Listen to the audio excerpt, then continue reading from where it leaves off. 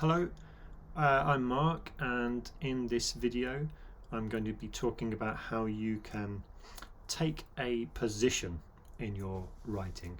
So this is all about the development of your voice as a writer and how you do that in relation to the way you think about the different texts that you have read on your subject, and particularly in relation to an assignment.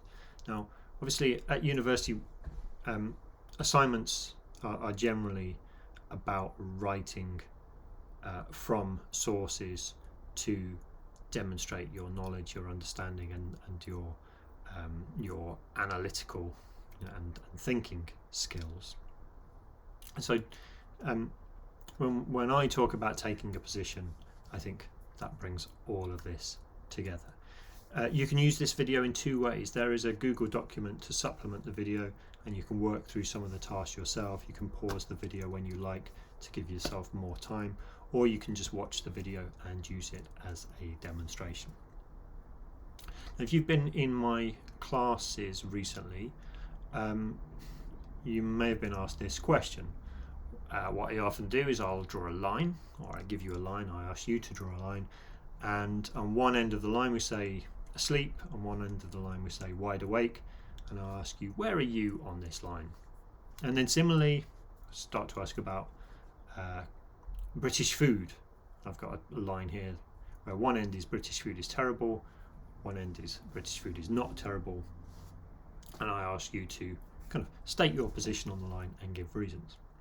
Now, something really important about these two questions, that they are kind of quite far away from what you might be asked to do in a university assignment. And that's because the first one asks you about your feeling, like how do you physically feel? And it's very rare. I can't think of any situation where a university assignment would ask you to write about your kind of physical feelings. The second is about your opinion, and that's related to your tastes. Now, I know that there are lots of great people that I work with, and I'm sure I do it myself, who talk about your opinion in relation to your assignments and your subject. But I'd like to try and get away from the word opinion in this video. A lot of students say, oh, where do I give my opinion in my essay? And I think the trouble with opinions, or one of the problems with opinions, is that we can have opinions about things that we don't really understand. We can have opinions based on our tastes, on kind of personal preferences, experiences. Even we can have opinions based on our own kind of prejudice, or an opinion that is formed of a lack of understanding. So I prefer to use a different word and ask about position. So for the purpose of this video, we're going to forget about feelings and opinions and look at positions, which is why when I show you a question like this, you have to stop and kind of refuse to answer it. So here's my question. All adult cyclists should be legally obliged to wear cycle helmets. To what extent do you agree or disagree? And I ask you to show your position in relation to this statement on this line, somewhere between completely agreeing and completely disagreeing. But as I said, don't answer the question yet, because actually this is not such an unusual subject, is it? Most of us have ridden a bike before. We may have considered whether or not we want to wear a cycle helmet. We see people cycling. We probably already have an idea about whether wearing a helmet is a good idea when someone's cycling or not. So we might also have an idea about whether it would be a good thing if there was a legal obligation to wear cycle helmets. So we might look at that question and think, oh, that's quite an easy question, and I've got an answer to it. Okay, but I think that's where I have to say stop, because what we want to be sure of is that our answer is not an opinion that comes from a lack of knowledge or a feeling, but that it should come from research and thinking about evidence that we've read and arguments that we've read from experts.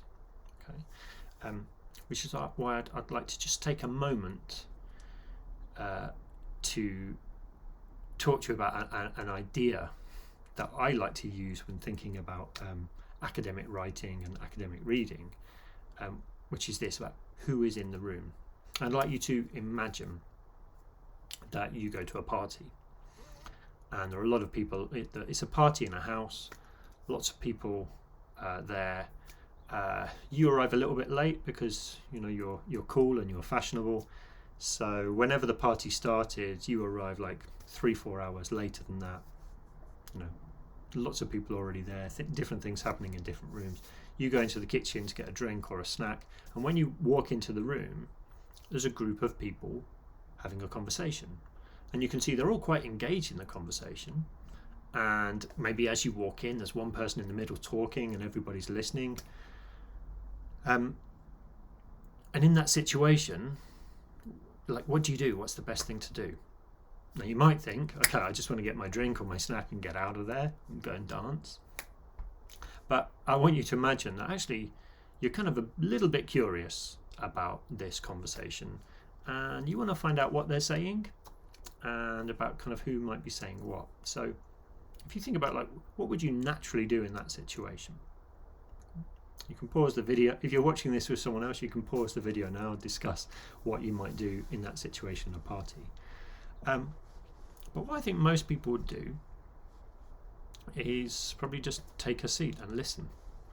And while you're listening, you start to understand who thinks what about this subject that they're discussing, who has the most experience, who has the most knowledge, who has the most insight, who seems to be able to argue points, and who seems to be able to respond to those points effectively. You can see who in the room is in agreement with one another. You can see on what points they agree and on what points they disagree. There might be a little bit of tension between a couple of people. There might be one person who's backing someone else up, and they're kind of supporting. There might be one guy who's always agreeing with this girl. Maybe he likes her a bit too much, and he's just been a bit creepy, but he's always agreeing with her. And you'll sit and you'll listen, and you'll get an understanding of who's in the room, who are the different people in the room, and what different positions do they hold in relation to the subject they're talking about. At some point you want to join in, okay? But I think if you enter the room and start speaking straight away, that's not great party etiquette. Those aren't great social skills, and you don't know at the moment that you start. You want to know at the moment you start speaking, who in this room has maybe more knowledge and expertise than you on this subject, because it's really embarrassing to go in and start trying to explain to people, and then you find out, oh, actually they know a lot more about this than me. So what you'll typically do is you'll sit there, you'll listen, and when you want to show that you agree with someone, you'll probably just kind of start nodding or just making noises like You might not even say words, right? And when you want to show disagreement, you might kind of have body language like this and just frown.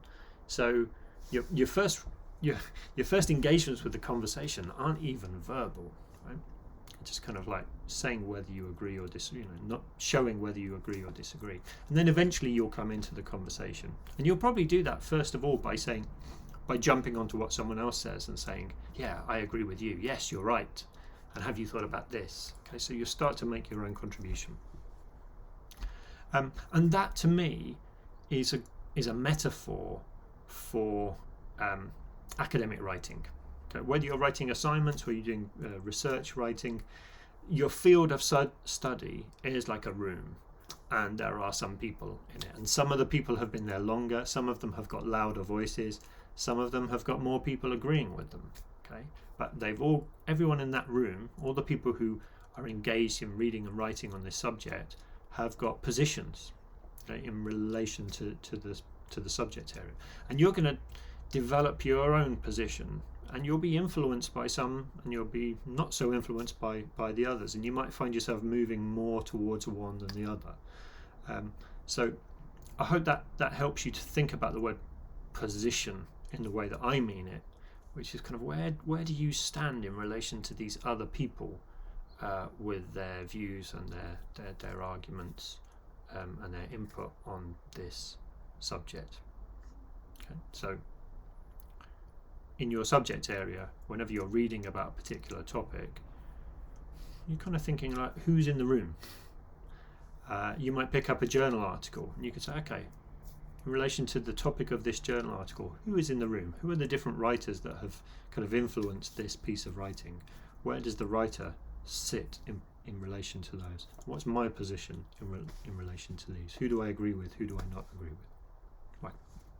Now, if you remember, we were, I think, talking about a legal obligation to wear cycle helmets and whether or not we agree or disagree. And hopefully now you've started to agree with me that actually we're not ready to answer this question yet. We need to consider who might know more than us about this subject. In other words, we need to ask who's in the room. Now, in the Google document, I have prepared a link to, I think, 9 or 10 articles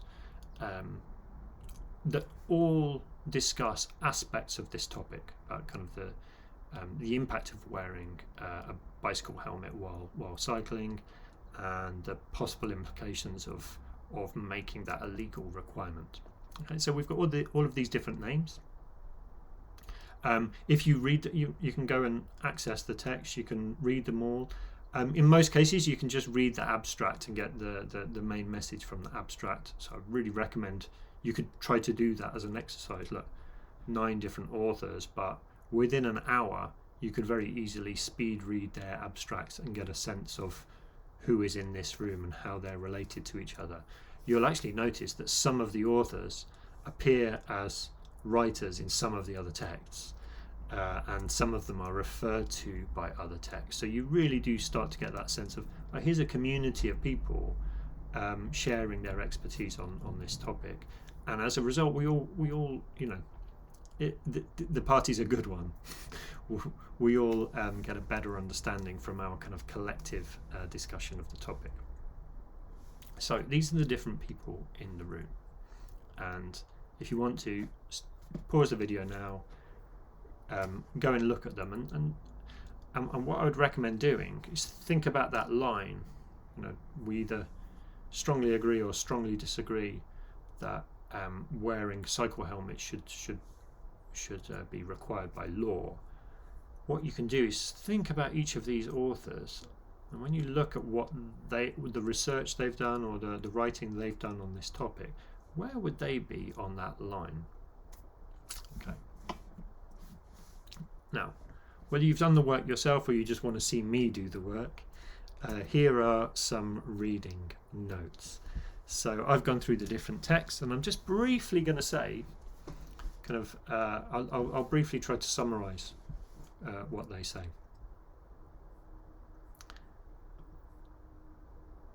Now, first, we have Thompson et al. And something we can take from their text is many case control studies have shown that people wearing helmets are less likely to have an injury, and so these findings suggest that for individuals, helmets confer a benefit.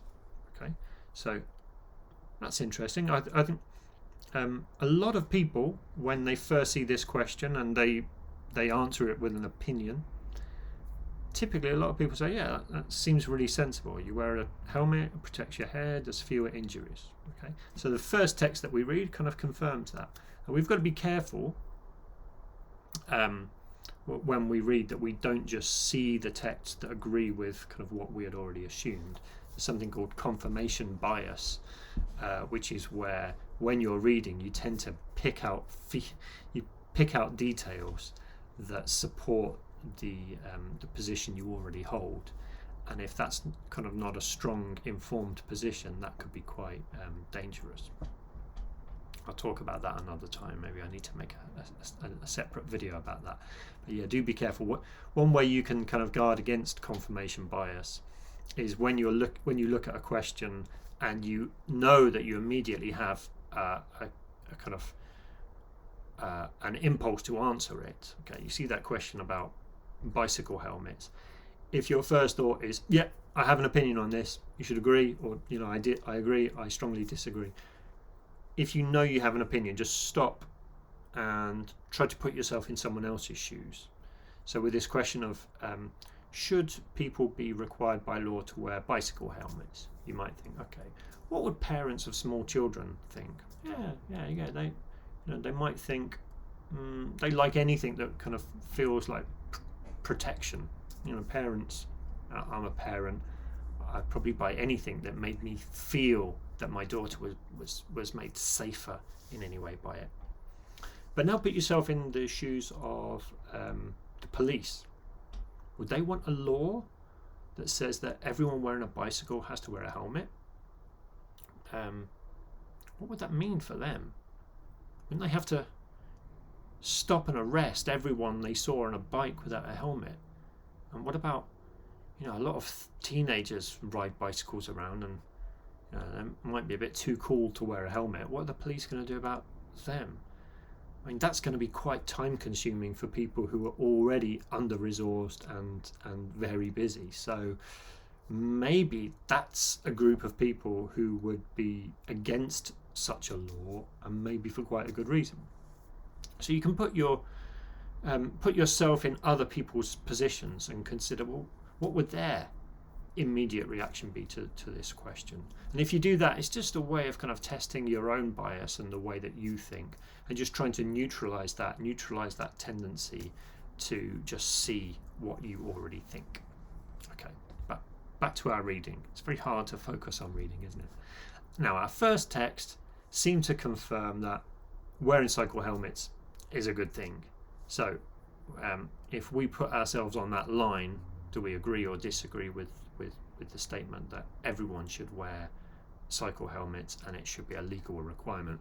We're kind of, with Thompson et al., we're pretty close to strongly agree there. We've got a good case for it. However, as you may have already seen, the very next text that we read, the effect of Canadian helmet legislation on hospital admission for cycling head injuries seems to have been minimal.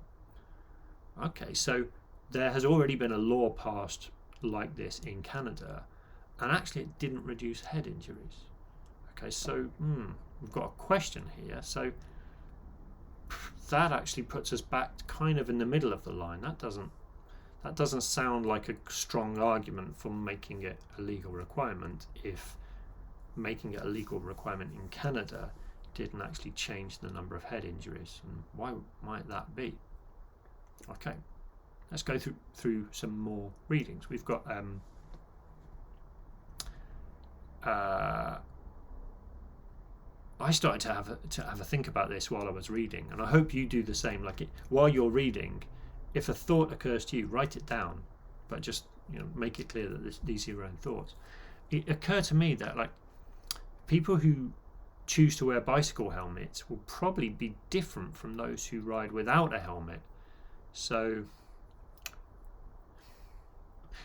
maybe what we see right now, when we see people wearing cycle helmets, they might be quite kind of sensible, cautious people, and the people who don't wear bicycle helmets probably do it because they're not so sensible and not so cautious. What happens if you tell those people, now you've got to wear a cycle helmet? That might not make them any more cautious or safe, right? So they might still have more accidents. They might be less likely to kind of wear the headgear properly. I know when I was a teenager at school, we would do anything to just try to wear our school uniform slightly differently. It was like if there was a rule, we would try to break it somehow, without getting into too much trouble. Okay. And then the reading starts to maybe reflect a few things like that. In Phillips et al., the conclusion is that cyclist behaviour may change as a consequence of wearing a helmet through risk compensation, which has been documented in many fields. And then Walker says that one study suggests that drivers give larger clearance to cyclists without the helmet. So there's this picture emerging here actually related to the concept of risk. Actually, when you do something to make yourself safer, when you give yourself protection, you actually start to do something. You actually start to take more risks.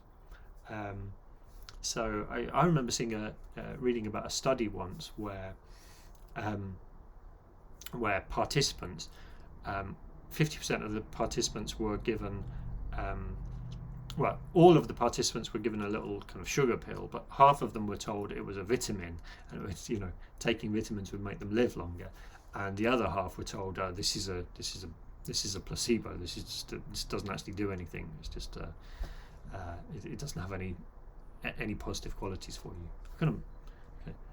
I'm summarizing the experiment here, but what the researchers found was that when people did an action that made them feel safer, like, oh, I've done something good for my health, they were actually more likely to then go outside and smoke, because they felt kind of invincible. Okay, I've taken a vitamin tablet. I'm going to live longer. I've earned a cigarette. So yeah, people compensate by taking risks when they feel safe.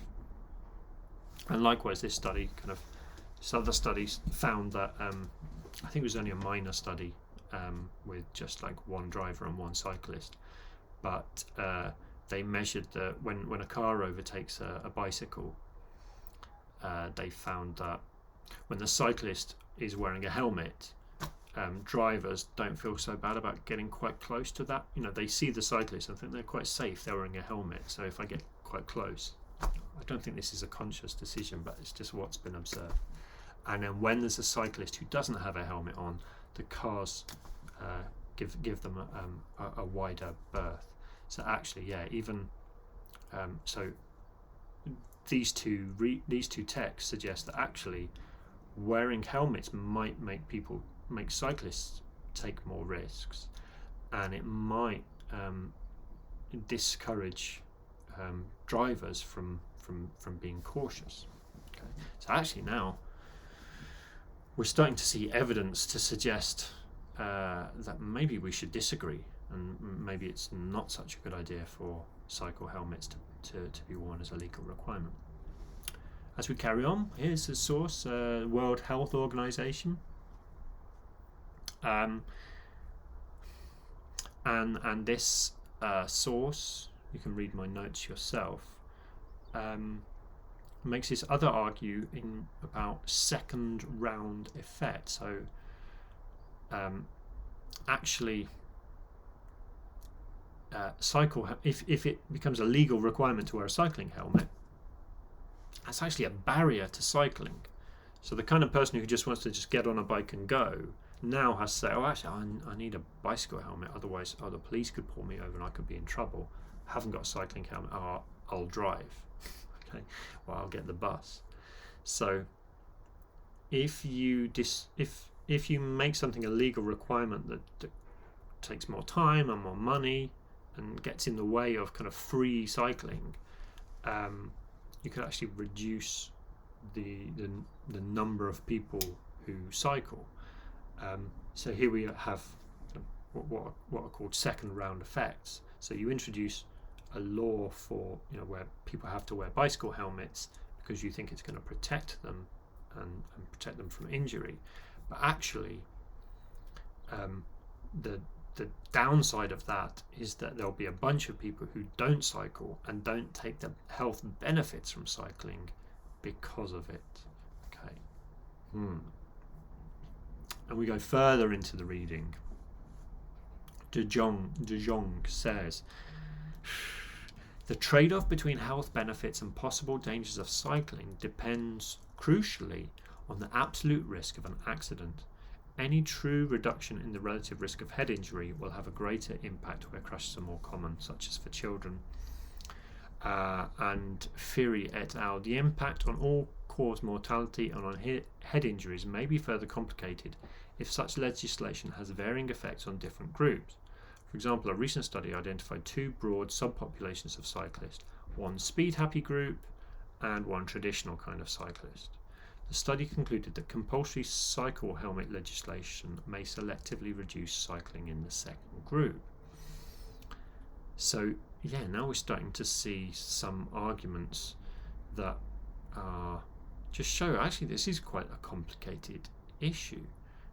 If helmets discourage a certain kind of person from cycling, there are downsides to that. Robinson, writing in 2005, brings up this idea of safety in numbers, and refers to a phenomenon known as Smeed's law. So now we have this other factor, which is when lots and lots and lots of people cycle and it becomes normal to see people on bicycles, and cars know how to deal with cyclists, and roads are designed for lots of cyclists, cycling becomes safer. So again, anything that discourages people from getting on their bikes might not be a good thing. Okay. And I think I'm at the end of my reading notes now.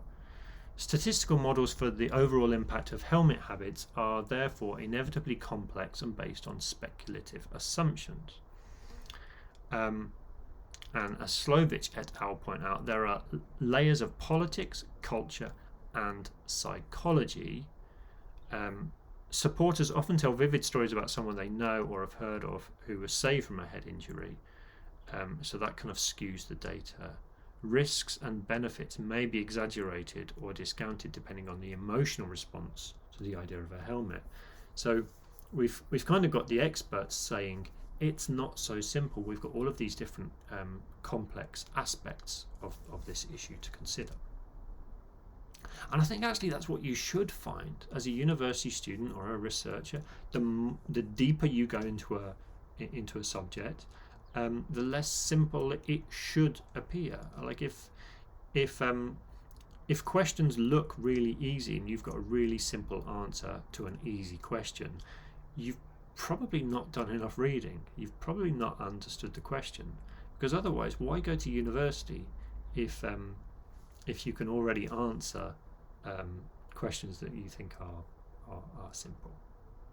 Okay, so I've read all of those texts, just like some of you did after you paused the video, and now one thing that I can do with that information is put it into a synthesis matrix.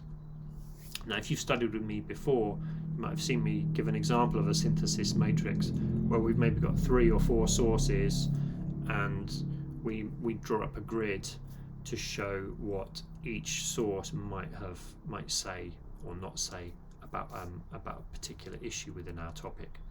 Here, however, we've got so many different sources that they're not going to easily fit onto one grid. So if you'd like a little activity to do now, you can look at my reading notes, or you can look at your own reading notes, pause the video and think about how you would present them in a synthesis matrix, and then I would demonstrate how I did this. So what I did is actually divide the text up, because some sources focus on one aspect of the question of the issue, one issue within the topic, and some focused on another. So basically I produce like multiple grids.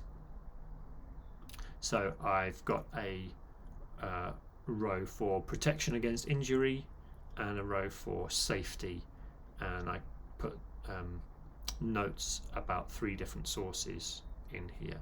So if I wanted to write about this, I could write about protection against injury by kind of summarizing that row on protection against injury, and then just summarizing the block about safety as well. We've got 3 different texts that talk about risk. Okay. So yeah, I could do I could synthesize these ideas and write maybe a couple of paragraphs about risk in relation to this question. My other topics are public health issues. So I've got the World Health Organization and Fiery et al. Talking about public health. And then I've got Newbold and Slovich talking about complexity. Okay, so just as with the simple 3-4 source synthesis matrix, we can create a kind of a combination of different synthesis matrices to cover each of the different aspects of a topic. And if we're writing a long essay of like 3,000 words or more, then that's going to be absolutely necessary. One alternative way of doing this, of course, is maybe kind of flip the grid around. So if you recognize that there are only kind of 3 or 4 aspects of a topic, you could have those across the top and have your like 9 or 10 different sources going from top to bottom on the left. Okay, so what to do with all this now? Remember, I started this video by talking about position, and this is what we do. We instead of kind of just trying to answer a question based on our feelings or ill-informed opinions, as I said, I want you to form positions that in relation to the kind of the reading that you do and the perspectives that are out there. So now when we go back to this question, all adult cyclists should be legally obliged to wear cycle helmets. To what extent do you agree or disagree? Now that we've done the reading, I think now we can say what our position is on this line. Just as we could try to map the position of every text that we read. Okay, so you can do this as an exercise in your own reading and assignment preparation if you like. Any source that you read, just kind of, you could have a line on your wall, you could have post-it notes for each of your sources, and you could stick them on the wall. So, okay, where would this author be on this topic? What I've done is this, however. I've just kind of turned the line around, and I've got my different topics. I think in terms of protection against injuries, the literature seems to be agreeing, not completely, but agreeing that wearing cycle helmets is a good thing. However, when we think about safety and risk and public health, all the sources that touch upon these issues tend to be kind of disagreeing with the idea of creating a legal obligation to wear cycle helmets. And I think the complexity of the whole issue, the sources that point out this is really complicated, they're somewhere in the middle, aren't they? And actually, if you look at university assignments and you're either very, you can take any university assignment and find a line within it and say, okay, I'm basically being asked, what's my position on this line? If you find yourself on the extremes of extreme ends of a line, you might just have a very one-sided understanding of the topic. You might need to do more reading. You might not be thinking about things objectively and critically. Often the more that you go into a subject, you'll be kind of somewhere towards the middle, perhaps one side or the other. And so once you put yourself on the line in relation to all of these factors, well, for me, I think I come up somewhere like this. So the red dot is my position in relation to everything I've read. And actually, once I've mapped things out like this, if I wanted to write an essay on this subject, I think I've pretty much got an idea of the structure that I would follow. Because typically a good essay structure kind of, you might start by saying what your position is, and then you're going to show your reader how you come to that position.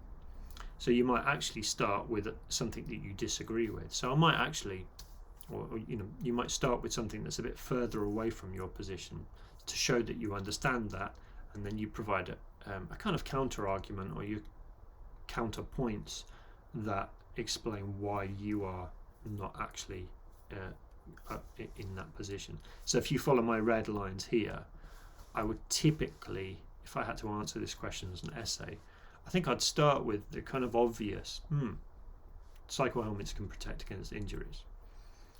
And then I might say, however, in the interest of safety, it's not so straightforward. And in the interest of safety, a legal obligation might not be a good thing. And then when we consider risk, it becomes even less of a good idea. That leads us into a public health argument, and when we consider all of the aspects of the public health argument, we might find ourselves in complete disagreement with any idea to legislate for like an obligation to wear cycle helmets.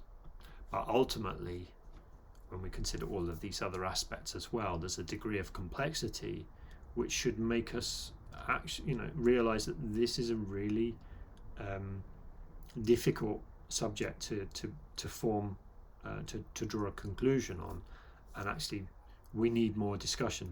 We need to recognize the complexity and not just think it's a simple case of, bring in a law and that will fix the problems. So perhaps we need kind of more ideas around this, and that's why, in the end, I'm tending to think that it's not a good idea to introduce a law to oblige people to wear cycle helmets, even though I can see some reasons for it. And I think that would be a kind of fairly reasonable but also a well-informed argument. Okay. I hope that was helpful.